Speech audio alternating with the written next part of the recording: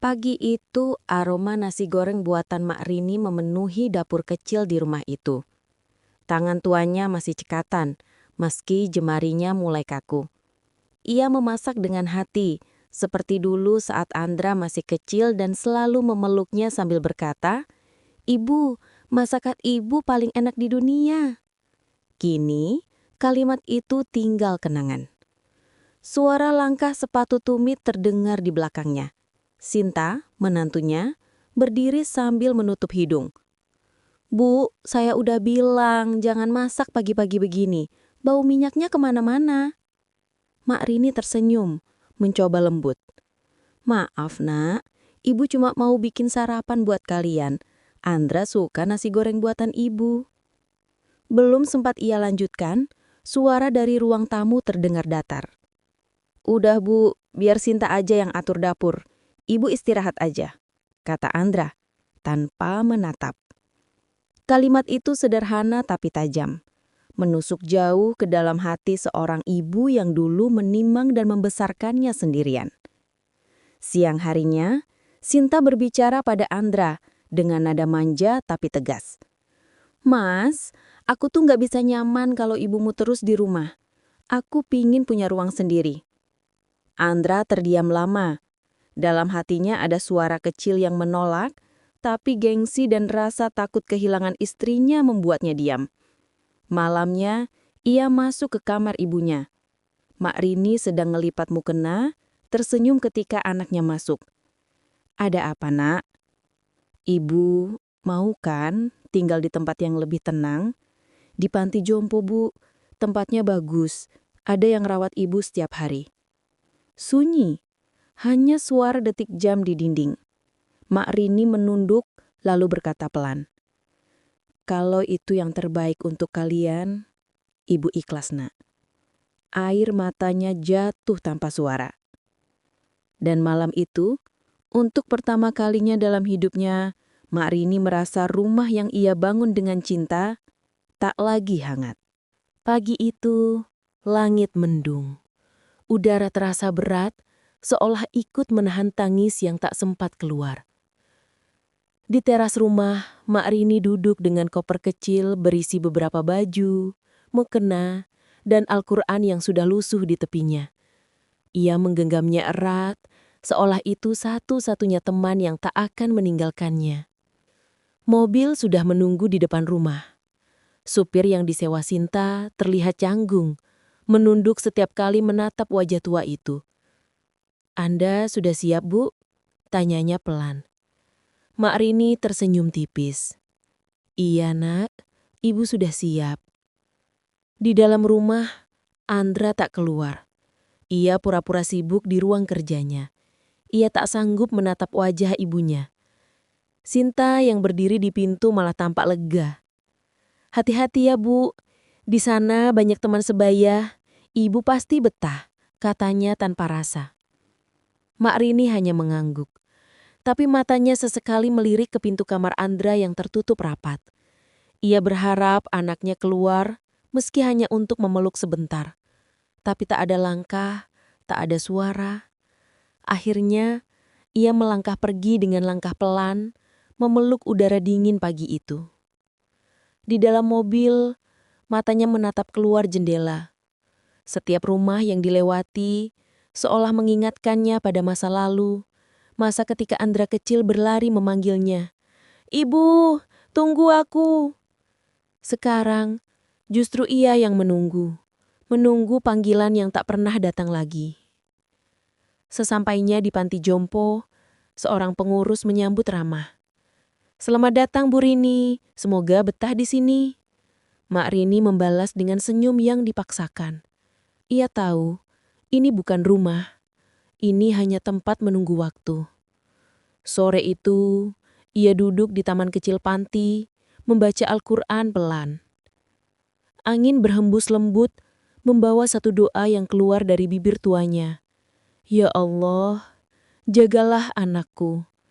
Meski ia lupa pada ibu, jangan kau jauhkan kasih sayangmu darinya." Di rumah sana, Andra berdiri di balik jendela, menatap mobil yang makin jauh. Tanpa sadar, Air matanya jatuh tapi egonya terlalu besar untuk mengejarnya. Dan begitulah Mak Rini pergi. Tanpa perpisahan, tanpa pelukan, tanpa pamitan yang sesungguhnya. Hari-hari berlalu. Di panti jompo, Mak Rini mulai terbiasa dengan kesunyian. Setiap pagi, ia membantu teman-teman lansia lain menyiapkan sarapan, lalu duduk di taman membaca Al-Quran. Kadang ia menatap langit lama-lama, membayangkan wajah Andra kecil yang dulu selalu memeluk kakinya setiap kali ia pulang dari pasar. Sementara itu, di kota, kehidupan Andra tampak sempurna di luar. Rumah megah, mobil baru, istri cantik. Tapi di dalam dirinya, ada ruang kosong yang makin membesar. Sinta semakin sibuk dengan media sosial dan teman-temannya, jarang berbicara dengan Andra. Setiap kali pulang kerja, Andra hanya disambut keheningan, tanpa senyum, tanpa sapaan hangat yang dulu selalu ia dapat dari ibunya. Suatu sore, kabar buruk datang tiba-tiba. Andra baru keluar dari kantor ketika tubuhnya mendadak limbung, dunia terasa berputar, dan sebelum sempat menahan, ia terjatuh di depan pintu mobilnya. Orang-orang berlarian menolong. Ia dibawa ke rumah sakit dan dokter berkata dengan nada serius, "Pak Andra, jantung Anda lemah. Anda terlalu stres dan kurang istirahat. Butuh perawatan intensif." Kabar itu membuat Sinta panik, tapi bukan karena cemas. Ia lebih takut pada biaya dan repotnya merawat. "Mas, kenapa sih nggak dijaga kesehatannya? Aku kan nggak bisa bolak-balik rumah sakit terus," keluhnya dingin. Malam itu, di ruang rawat yang sepi, Andra terbaring lemah. Ia menatap langit-langit putih, dan untuk pertama kalinya dalam hidupnya, ia merasa benar-benar sendiri. Air matanya mengalir tanpa suara. Ia teringat pada ibunya, wanita yang selalu menunggunya pulang, wanita yang kini ia titipkan ke tempat asing. Sementara itu, di panti, Mak Rini tersentak dalam tidurnya. Dadanya terasa sesak dan hatinya gelisah. Tanpa tahu kenapa, ia berwudu dan menengadahkan tangan, berdoa dengan suara bergetar. "Ya Allah, entah kenapa hati ibu resah malam ini. Tolonglah anakku, Andra, lindungi dia dari bahaya." Dan di saat yang sama, di ruang rumah sakit yang sunyi, detak jantung Andra perlahan stabil kembali, seolah ada kekuatan lembut yang menjaganya dari jauh. Malam itu terasa panjang bagi Mak Rini. Setelah sholat tahajud, ia masih duduk di sajadah, menatap langit-langit kamar panti yang remang. Hatinya gelisah. Entah mengapa, bayangan wajah Andra tak mau pergi dari pikirannya. Dengan tangan gemetar, ia kembali menengadahkan tangan. "Ya Allah, kalau malam ini anak hamba sedang kesusahan, mohon Engkau lindungi dia. Walau dia sudah lupa pada hamba, jangan Engkau jauhkan rahmat-Mu darinya." Air matanya menetes, membasahi mukena putih yang mulai lusuh. Doa itu keluar dari hati yang benar-benar tulus, tanpa pamrih, tanpa dendam. Hanya cinta seorang ibu yang tak bisa padam, bahkan setelah disisihkan. Sementara itu, Andra terbangun di ruang rawat. Nafasnya masih berat, tapi ia merasa dadanya lebih lapang.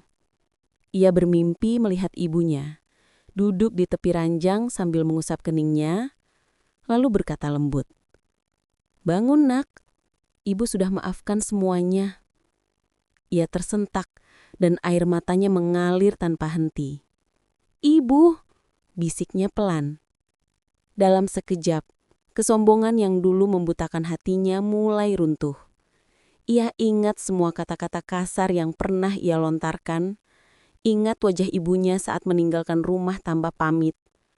Rasa bersalah itu menusuk lebih dalam daripada sakit di dadanya. Beberapa jam kemudian, hasil pemeriksaan dokter keluar. Anehnya, kondisi jantung Andra menunjukkan tanda-tanda pemulihan cepat yang tak bisa dijelaskan secara medis. Dokter hanya menggeleng heran. Ini luar biasa, Pak. Seolah tubuh Anda merespons kekuatan yang sulit dijelaskan. Andra terdiam. Ia tahu itu bukan kebetulan. Di dalam hatinya, ada keyakinan kuat. Ibunya pasti sedang berdoa untuknya. Ia menatap langit dari jendela rumah sakit, menahan tangis yang nyaris pecah. "Ibu, maafkan aku," bisiknya lirih, tapi penuh penyesalan. Untuk pertama kalinya dalam hidupnya, ia menundukkan kepala dan memohon ampun kepada Allah. Di panti jompo, Mak Rini tersenyum dalam diam. Hatinya tenang. Ia tak tahu bahwa doanya baru saja menembus langit, menyelamatkan nyawa anak yang dulu membuangnya. Hari berganti. Kondisi Andra semakin membaik, tapi hatinya terasa hancur berkeping-keping. Ia duduk di tepi ranjang rumah sakit sambil memandangi ponsel di tangannya.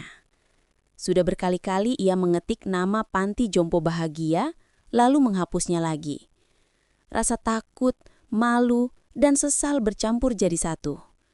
Akhirnya, dengan tangan gemetar, ia memberanikan diri menekan tombol panggilan.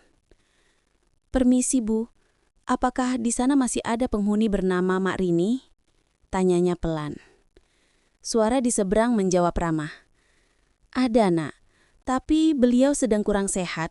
Sudah 3 hari ini demam." Andra terdiam. Dunia seolah berhenti berputar. Tanpa pikir panjang, ia meminta alamat lengkap dan langsung meninggalkan rumah sakit meski dokter belum memberi izin pulang. Perjalanan menuju panti terasa sangat panjang. Hujan turun perlahan, membasahi kaca mobil dan menenggelamkan dirinya dalam kenangan. Ia ingat dulu ibunya sering kehujanan saat menjajakan gorengan demi membiayai kuliahnya.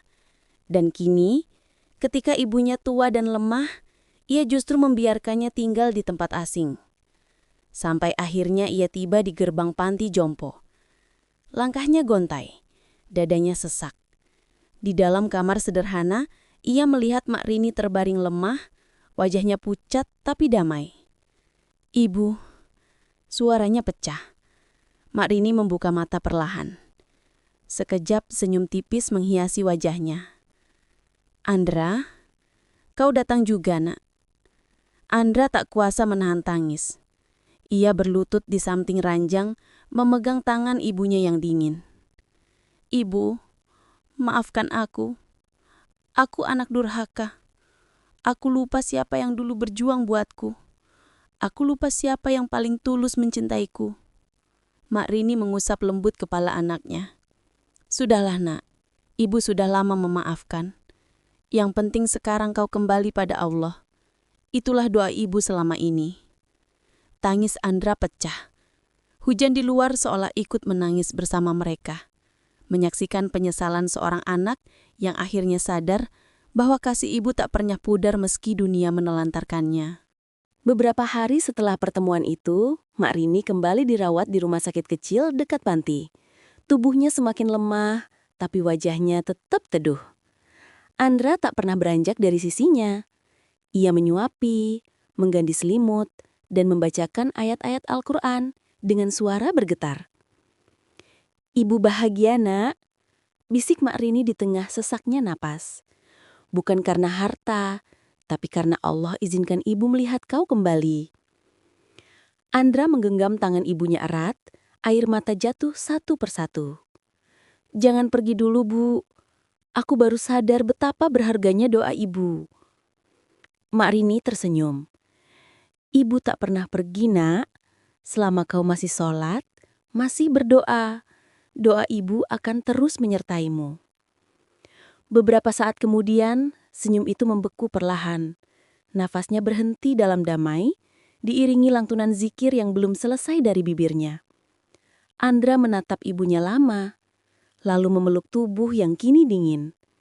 Tangisnya pecah, tapi kali ini bukan hanya karena kehilangan, melainkan karena ia sadar cinta sejati tak akan pernah benar-benar pergi. Bertahun-tahun kemudian, Andra sering datang ke panti jompo itu. Ia membantu merawat para lansia, menyebut nama ibunya di setiap doa.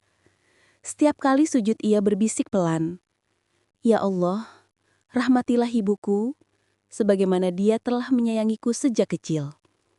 Dan entah kenapa, setiap kali kalimat itu terucap, dadanya terasa hangat, seolah ada tangan lembut yang kembali mengusap kepalanya.